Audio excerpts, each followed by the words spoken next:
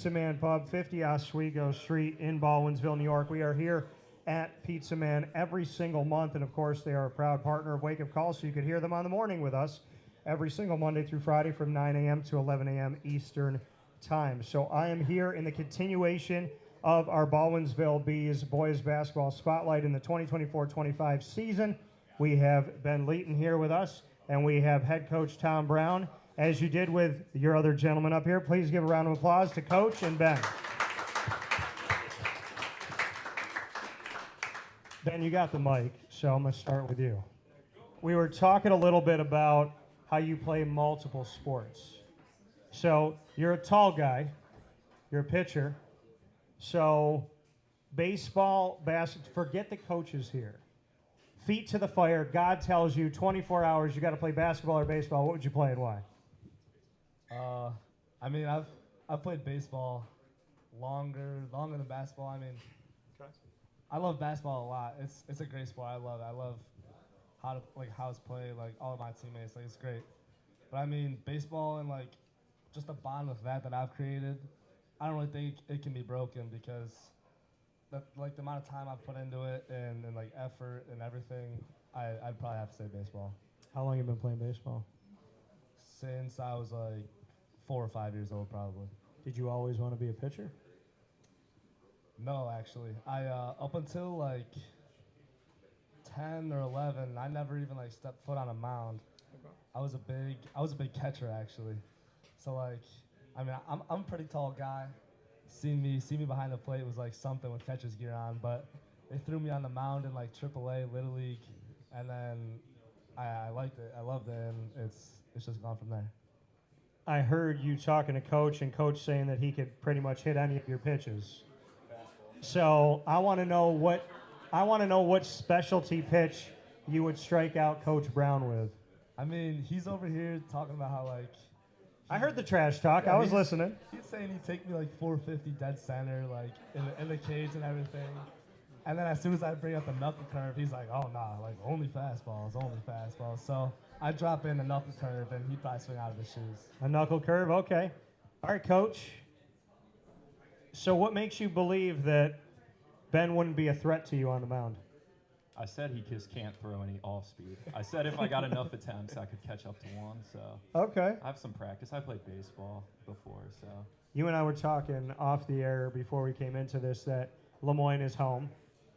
So to be here in this central and upstate New York community and to be coaching a team right here, just what it means to you to be elevated to this point right now and leading the Beville Bees boys basketball team. Yeah, it means a lot. We returned a great group of guys, and they have been nothing short of exceptional all year. They don't challenge really anything you say.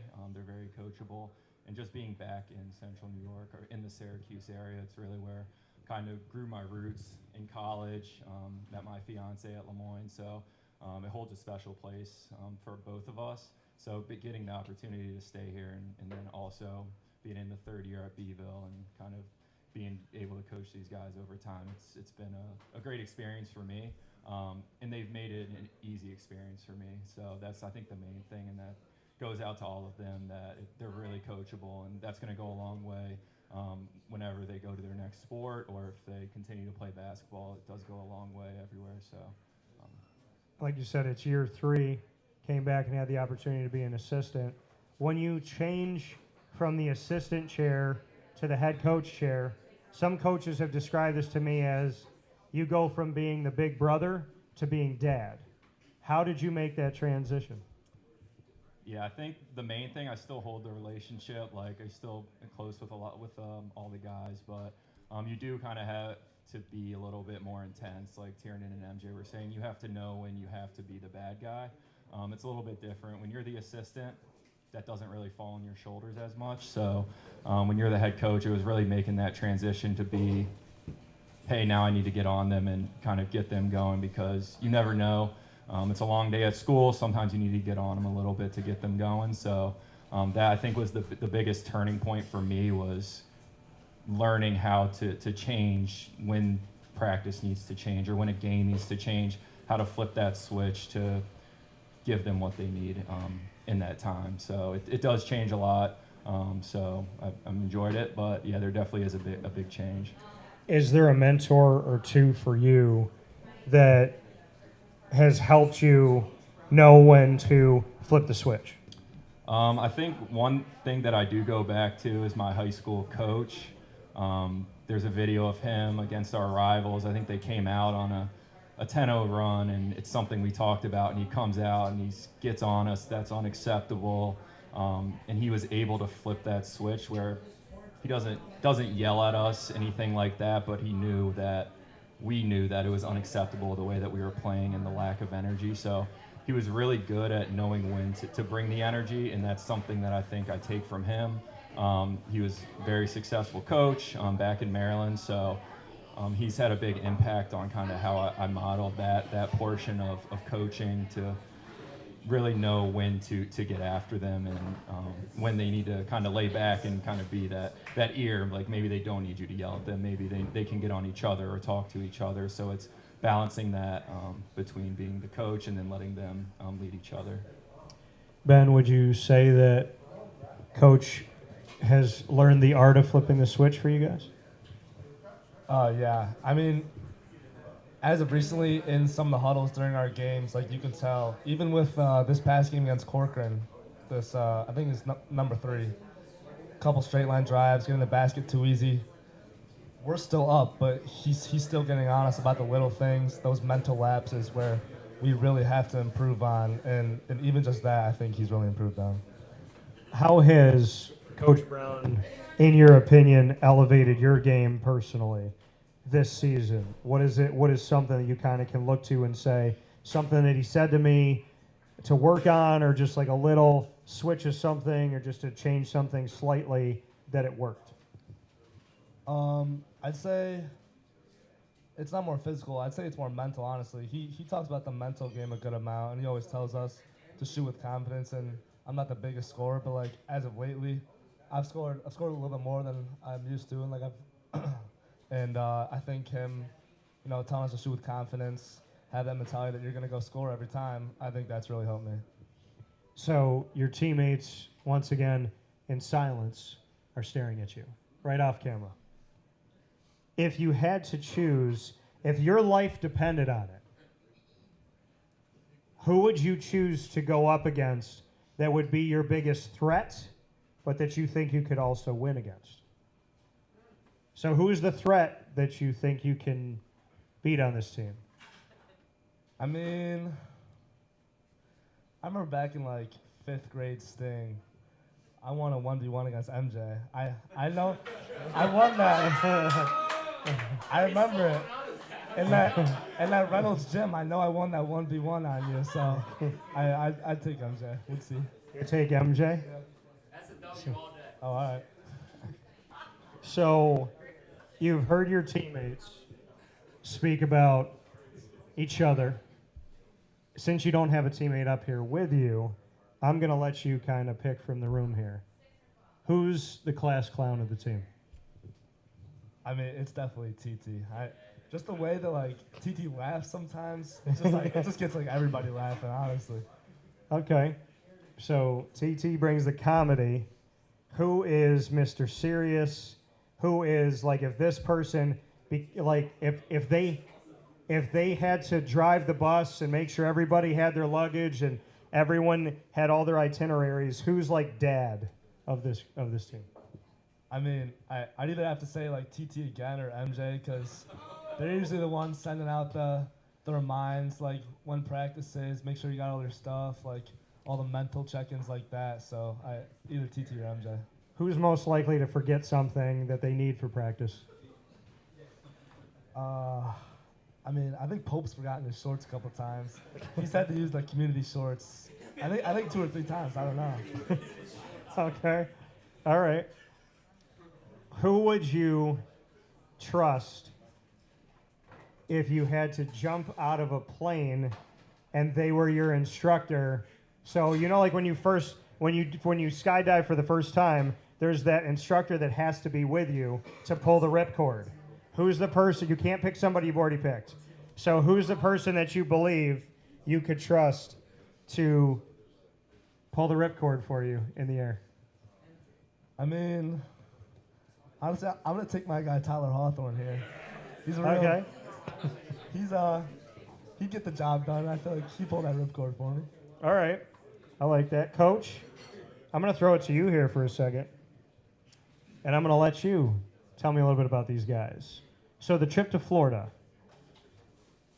what would you say was your most lasting memory of Florida and your experience with these gentlemen? I think the best part was just being together, but I think the funniest part is when, what was it, Tiernan, whoever went on that water ride with still like 4 hours left in the trip, and Aiden, they decided to go on the water ride. We'll get them the most wet possible, and they're walking around for the next 3 hours with wet socks, wet shoes, everything, and it was probably one of the funniest things. Probably wasn't one of the smartest once the sun went down, but that was definitely really funny. So I think just kind of them getting to be together because, I mean, you're with each other for 3 days straight. It was great to see them start to come out of their shells because you kind of see, like Ben said, I didn't realize Tiernan was a jokester. We're in line. He's just making funny noises, things like that. But it is good to just kind of see the difference. When you see them on the court, there's a completely different side to it that I don't always get to see. So it was good to see that and see them interact with each other and continue to grow that bond that I had with my high school team. And I'm hoping that all of them are doing that as well. So what park did you go to? Did you go to Universal Studios or did you go to Islands of Adventure? Brian, we did both, right? We did both. Brian was the expert. He had went, so he was leading the way the whole time. All right, so you did both. Yeah. Are you a roller coaster thrill ride guy? Yeah, I went on every single one. Did you go on the Velocicoaster? Oh yeah, that was good. That was funny. Okay. They were making me nervous at first, but I got up there. I didn't feel too bad on it. So but Smiley and Matt did. So I am a Toronto Raptor fan. Okay. I'm also a fan. Like as a kid, when we did show and tell, I'd always do like dinosaur stuff. So love Jurassic Park, love dinosaurs, love the Toronto Raptors. So I had to go on the Velocicoaster. So I just went on in December, and I went with my dad. My dad will go on some things, but I said, Pop, and I told him, he goes, what's the ride about? And I told him, and he paused, and he said, I'm going to sit right here, and I'm going to watch you do it. So I got on the ride, and I went through, and my favorite part of the ride, because it's a long track, and it's an awesome ride, but my favorite part, and I love describing this to people because they're like, why would you pick this as your favorite, is when you're going toward the water right before the end, and they flip you upside down, and they put your head right above the water, and you're like skimming the water. That was one of the greatest things I've ever done on a ride. Yeah. So I like to hear that you do the thrill rides. Oh, I did them all. It didn't matter. I'll just had to make sure they had a chaperone, so I'll go on it. So Okay. But the Velocicoaster, you got to hear Smiley describe it whenever you get a chance. That was probably one of the funniest things that he probably talked about it for 15 minutes. How crazy it was. Okay. So if Would you like to describe it? I want to hear it now. You can't just say it. You want to come up here? Come describe it. Come on now. Not doing it. Coming up. Okay. He's not coming up tonight. What is it about his description of it that was so? Just the way, just like the facial expressions he was making. He was kind of like wobbling around because he was still feeling it after the ride. We were walking back out of the park, and he was fine. So it was funny then after, but yeah, you went on it again though, didn't you? Yeah. See, he was all good. So Velocicoaster. I want to do this by cheer and clap. So wait for me to say these, but I'm going to say Velocicoaster, Hulk, or Harry Potter. I know there's more than one Harry Potter, but I'm talking about the one at. Am I talking about Islands of Adventure? Yeah. The one where you're like going through the castle and then you're looking at the screen. Oh yeah, that's Harry Potter. So that one, whatever the heck that one's called. So Harry Potter, Hulk, Velocicoaster. By round of applause and cheering, was Harry Potter the best ride? Okay. Hulk.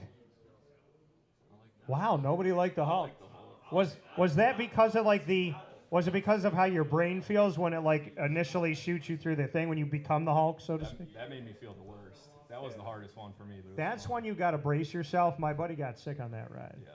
So, all right. So I guess this is a moot point, but I'm going to ask anyways. Velocicoaster. So, what made you want to bring them down to Florida? Well, Jen helped plan a lot of it. She had reached out. Where's last Jen? year. Is Jen right here in the corner? Clap it up for Jen. Best of love for Jen. So, Jen, we emailed, correct? Yeah. You and I emailed, so, yes. So, Jen is the one that was the brains behind this machine? She asked and said it's a lot of kind of chaperoning and being with them, but it was really just the experience for them, and she really wanted the whole team to have that experience. So yeah. I know her daughters, at least one, went to Florida, and they really enjoyed it. So that was kind of the lead for it. And then leading up, I know there were a lot of emails planning around it that she did a really good job communicating with everyone. We got everyone there and back, so that was great. But no, she really helped manage all of that, and the whole booster club was great with that, and all the parents. So yeah, I mean, it was a good experience. I would say it was tough competition, and it's a really good right in the middle of the season, see where you're actually at, because there's a lot of different teams out there than just Central New York. So got to play a team from, what was it, Missouri, that's like a state big football school. We got to play a team from Utah, and then we ended up playing a team from New York. But it's interesting to see how other teams play, and it kind of gives them an idea of where they're at and where we can improve, and that's the whole point of going down there. Ben, for you, yes, you got to have fun. You got to go to Universal and experience all that. But like Coach said, got to play a bunch of teams that you don't normally play. You maybe not even knew the names of the schools before you went into these games. What did that do for this team to have that Florida trip and to have the opportunity to have this in-season multi-state competition? Just expanding on what he was saying, I think it really put into perspective like where we were at as a group and what we needed to work on, because after that first game there, he talked to us in the huddle, and he's just like saying like, we're challenging you to like be physical, play hard like every second you're on the court, just do your best. And I think after that first game down there, nobody has ever not put that effort in, and we're all going hard every minute around the court. What's the best thing about this team that we haven't seen yet? I mean, Mike, Virginia, and MJ go at it a good amount in practice, to be fair. And TT was talking about MJ's trash talk, but they'll go at it during our scrimmages. I think that's one of the highlights of my practice. All right, fair enough. Well, you got Coach right next to you, so you got to tell me something about Coach while he's sitting here with you. Tell me something good about Coach. Look at your teammates, don't look at him. Coach Brown got dunked on when he was playing at Lemoyne. Tell me something good about Coach. I dunked on him.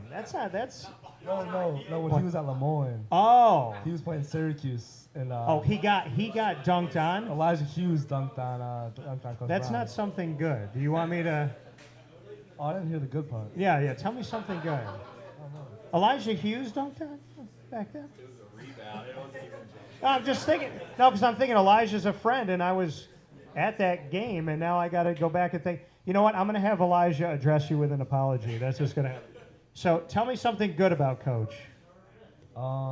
He's always cracking the little like sly, like sneaky jokes. Like, okay, you get 3 stops on defense. You know, we call that a dog. You know, everybody starts barking, he gets it going, and I mean, he's just like a chill, like funny dude. Like he's sneaky funny. Sneaky funny. All right, Coach. Tell me something good about Ben. Feel free to tell us something humiliating before that, like he did. I don't know if I have anything humiliating, but I think Ben it really plays hard. He kind of knows his role, and he goes in rebounds and really challenges. And I think the biggest switch up from this year and in the prior years is he's taken a more vocal role as a leader, where maybe he's going out there and playing hard, but now he's kind of one of the loudest at practices in the huddle, which we don't always see, and we didn't see as much sophomore year, junior year. And I think that comes with the confidence that he knows what he's capable of, and really does show that. So I think that's the biggest thing that me and Coach have seen is the vocalness this year, getting on guys when they're not talking, or kind of being the one to bring the energy when practice is a little bit slower in the games. So, and even talk to him, just kind of the mentality of thinking that we're always going to win no matter what. So I think that's something that he really brings to the table that it's hard, you can't always teach that. So he stepped up and kind of taken on that role. So that's something that me and Coach have both talked about, and we see it. So that's been good. That's a compliment, Ben. That's a very nice thing. Can you? Yeah. No. So now we're going to play rapid fire. Coach, you get to ask me the first question. You and I have never done this before, so we get to have some fun making some history tonight. I'll start with, I know you said you're from Florida. What do you miss most about? I'm from here, but I lived there, you lived yeah. in Florida, so Yeah. what do you miss most about just being down there? Any food or experiences? I miss the beach. I miss Disney. I do like Disney a lot. So I miss the beach. I miss Disney. I miss seafood that's really good but cheaper because they catch it right there. And man, I miss my family. I mean, a lot of my family lives down there. My aunt, my uncle are like another mom and dad to me. So I call them mom and dad too. And so PJ and Mary, they're down there living life. And their son, he's like an older brother to me, my cousin Joey. So he's trying to get me down there as often as possible. I try to go down every couple months. But yeah, I would say family, Disney, because I'm a big kid. Really like Universal now too. So, and I have a free ticket to Universal. So, and I can use it at any time, but it's like burning a hole in my pocket right now, and I have to go back to Islands of Adventure in order to use it, which is totally fine with me. So, yeah, I mean, I would say probably what I miss the most is that I love my hometown, but you can't just like get up and go on a ride and readily go to a beach. So, you know, that's what I would say I miss the most. My question back to you, Coach. All right, this is one of the original rapid fires that I asked years and years ago, and I bring it out every once in a while. It's a three-parter. You're going to go on a vacation you've never been on. Where do you go? You could take one person you know, and you could take one celebrity. I want to go to Italy. I'll take my fiance because that's her dream to go to Italy. So it's also the correct answer. What is her name? Nicole. Nicole. So she played at Lemoyne as well. Okay, so Nicole, I want you to see, Coach, look into the camera with me. I'm going to help you out here. Nicole, the next time that Tom gets in trouble, he promised you an all-expense paid trip to Italy, and he's going to cash in on that someday. All right. Yeah. I'm sorry. No, I deserve that. We're going to Greece, so making up for it. You're going to Greece? Yeah, so okay. that'll be good. Is she getting Greece? How about she gets Greece, you get Italy? Yeah, that works. That's fair, right? Celebrity. I mean, it's both of our favorite artists, so I'll say Quinn 92. Okay. So he's just a funny guy. He's seems down to earth, and he's our favorite artist, so pick him. She would probably say that, well, she likes Justin Bieber too, so, but I would say Quinn's my favorite. Yeah, I have a quick story, but here in Syracuse, they told us when I was working at ESPN Radio back when it was 1260, they said, hey, at 4 o'clock, we got this kid coming in, and he's like supposed to be up and coming. He's a 14-year-old kid. He's going to come in. Maybe he'll play some music for us, but he wanted to meet everybody. And I was like, 4 o'clock, and I don't have to sit here at this cubicle, of course. So I go into the meeting room, and here sits a 14-year-old, short kid, shorter than the guitar he brought in, mushroom haircut. And he talked to us and told us all these things. And there's a camera recording him here, and I'm sitting on this side of the camera. There's somebody on the other side, and the camera's only pointed toward him, and you can't see anybody else. That's important for later in the story. So I'm sitting here watching this kid, and he's singing whatever, and he's talking with us, and they said, have you signed a deal yet? He said, well, I'm choosing between Usher and Justin Timberlake. And I looked around, and I was like, is there like another Usher and another Justin? Like, what is this kid talking about? And he played a song on guitar called Baby. That was the day I met Justin Bieber. It was before he had signed his record deal. And they were like, do you want an autograph? And you don't turn down an autograph. So I got an autograph, moved to Florida. Within a month of me moving, he blew up. I went into a mall, and there was a cardboard cutout of him. They were selling out tickets all the time. And I'm like, this is the kid that I just sat with? So in his movie, Never Say Never, the film from that room that I was sitting in when the camera was off my right shoulder, apparently that film footage is in Never Say Never. And it was from Syracuse. Here we go. So, yeah. So I got to meet Justin Bieber. Well, interesting story. All right, Ben, what's your question for me? So I heard that you are a Toronto Raptors fan. Sir? So I'm just wondering how that came about, and if you're just like a Toronto City type fan, or you have other teams that you like.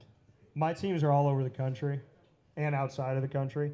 And Toronto, I wanted my own team. I don't like bandwagons. So 1994, Raptors logo came out. I was like, I love dinosaurs. That's cool. I'm a little kid at the time, like 9 years old. So I was like, all right. So I chose the Raptors and fell in love with watching the game of another shorter player. And at the time I was smaller, but I'm 5'8", he's 5'10", Damon Stoudemire. So I became a Raptor fan because of him, and I wanted my own team, and I like dinosaurs, loved the logo. And then years and years, I waited 29 years. I wrote a letter to him when I was 9 years old, and 29 years later, I met, interviewed, shook hands with, hugged, and now I've talked to him multiple times. So never let somebody believe you can't do it. Damon Stoudemire and I have actually had a lot of conversations, which has been insane for the kid in me, so that's really cool. That was a bucket list thing. All right, Ben, my question back to you. If one of your teammates, I love how when I go to ask a question, they all get silent and they just stare directly at us. So if one of your teammates had to write a song about you, what teammate would you trust to write the lyrics? And secondly, who would you want to sing it to you?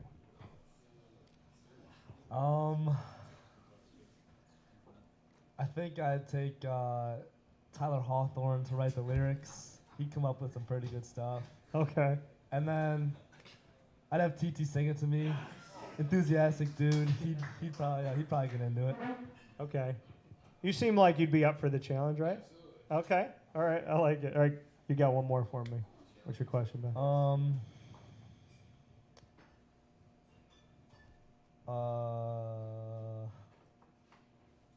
Where did you go play college basketball? So I got recruited to Marywood University, which is D3 Scranton. And I came off of our senior year high school coach, who I will leave unnamed. Not a good experience. We were the number one team going into the playoffs. Coach came in at halftime, and this is the way they talk about you. You're not like this, so God bless you. But Coach came in. He did a lot of things, but he came into our playoff game, and he put his foot up on the bench and said, I made this team. I'm responsible for us getting here. Don't make me look bad. We all kind of decided at halftime, as much as we didn't want to let each other down, we didn't want to win for him. So we left the playoffs as the number one seed, which was heartbreaking. We lost to the 8 seed. And I got a phone call from Marywood University, Eric Grunman, and he said, I heard you could shoot. And I hadn't been recruited anywhere, and I was like, I'm not going to get that. So he was like, I heard you could shoot. I'd love for you to come and play in D3. You can't get a scholarship, but he wanted me to come and run with them. Gave me a roommate that's on the team that was a center. And that bad taste in my mouth, I was like, let me wait. Let me probably not play this year because I don't want to blame this coach for this other coach. So that November, I got called. The broadcaster didn't show up, and I ended up broadcasting the game for that coach, which started my career, which turned into MU Courtside, which turned into a program they still use today. So I gave up playing so that I could start my broadcasting career at 18 years old. So that's how it started. So, but I still love it. I still love to play, and I like to. It's the one of the only places in the world I could shut my brain off and just play. So, and I like the challenge. And I don't trash talk, because if I do it, I will lose horrifically. But if I hear someone trash talk and I just let my game play, I like hearing it because it gives me a chip on my shoulder. So I do like hearing the trash talk, but I don't give it back. All right, my question back to you, Ben. All right, Ben. You're having dinner with 3 people. 1 athlete, 1 celebrity, and 1 person from history, like in any part of history, anything you've learned historically. So you got someone in history, you got an athlete, and you got a celebrity. Who are you eating dinner with, and why? Do they have to be alive or no? No, they don't. For my celebrity, I'll probably just take Kevin Hart for some laughs. Gotta loosen up the conversation a little bit. For an athlete, I'm a Yankee fan. I'd probably say Aaron Judge. I've been a fan of him as soon as he came into the league. All right. And a Good thing he stayed, right? yeah. And a person of history, I'd go with I'm gonna say like George Washington. You know, he's got like some good stories to tell me. Okay, George Washington. I like it. All right, appreciate it. Coach, your last one for me. So is there anyone that you look up to or modeled your game after that when you were playing basketball that you really wanted to kind of be like, or felt like they were kind of your role model that you looked up to growing up? I did not like when I missed a shot, and it didn't matter where it was from. And I love shooting the corner 3, which some people say is the hardest shot because you have to shoot straight on. But that was my favorite shot. I struggled with shooting from the wing. So I would make myself have to make that. Then I would take half-court shots. And I have witnesses in 3 different gyms in Central New York within the last few years here in my 30s where I hit a half-court shot in each of those gyms on the first try. So when I modeled my game and it came down to shooting, Reggie Miller. Because and it didn't matter, like I could hit 2 threes in a row. I still remember a game, I hit 2 threes in a row, and we were down by 2, and I missed the 3rd one. I still remember letting it go. As soon as it left, I remember going, I pushed it to the right, and I still can go back to that moment in that gym. So I would say Reggie Miller, defensively, I got to meet this guy, and I said, I got to shake the hand that wore the glove, Gary Payton. And because I was one of those defenders where I'm not big, so I had to make myself big, so I had to anticipate and learn you.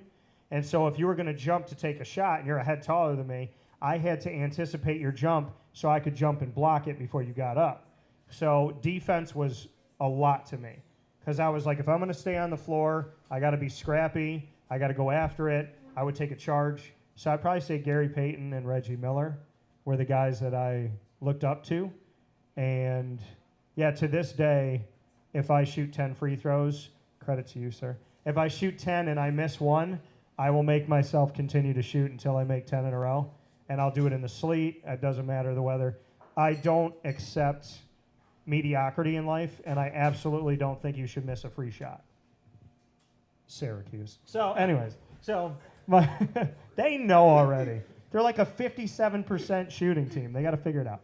So keep in mind they missed 5 free throws in the last game, and they lost by 4. If you look statistically at their losses this season, the amount of free throws that they lost and how much they lost by, if they had made their free throws, they would have either tied or won a bunch of those games. You guys paying attention to So that? make your free throws, please. Game free throws. So my question back to you, Coach. Single greatest accomplishment in your life up to this point?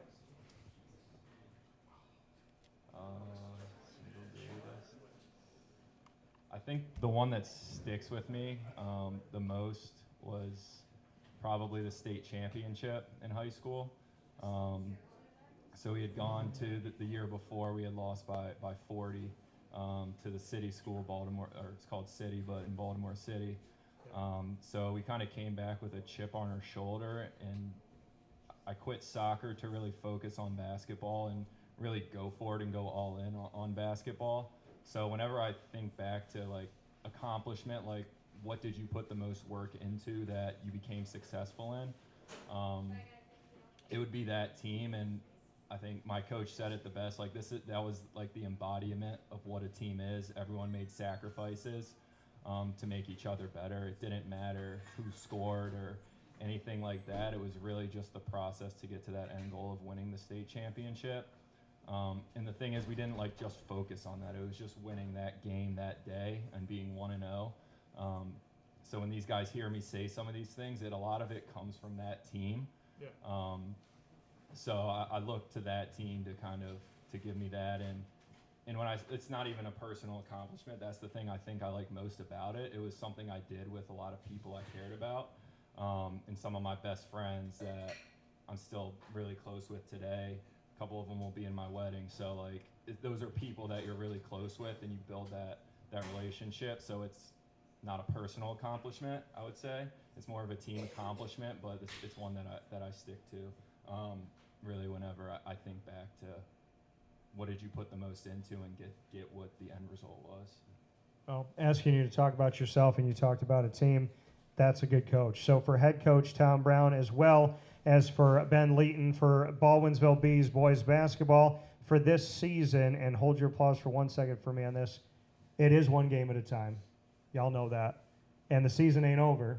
Y'all know that too. So I would love to see y'all back here winning some more games, but winning in life off the court as well. Take care of each other, be good to each other, keep laughing with each other, because that's what life is all about, is making it fun. Be there for each other in the tough times, and be thankful and grateful in the tough times and in the good ones. And to the city of Baldwinsville, if I can say this, what was brought up here tonight and what I saw, some of the greatest acts of kindness and selflessness to help people out and to be there for people. If you lose everything and you think, why did this happen to me? And then you wake up in the morning and you have a ton of people in your community around you building you up, saying you will never do this alone, going off of your point. I want to shout out the Baldwinsville Bees. I want to shout out the high school. I want to shout out your team for boys basketball. But in a final applause, I want to shout out Baldwinsville. Thank you for loving each other, and thank you for helping each other. God bless and have a good night.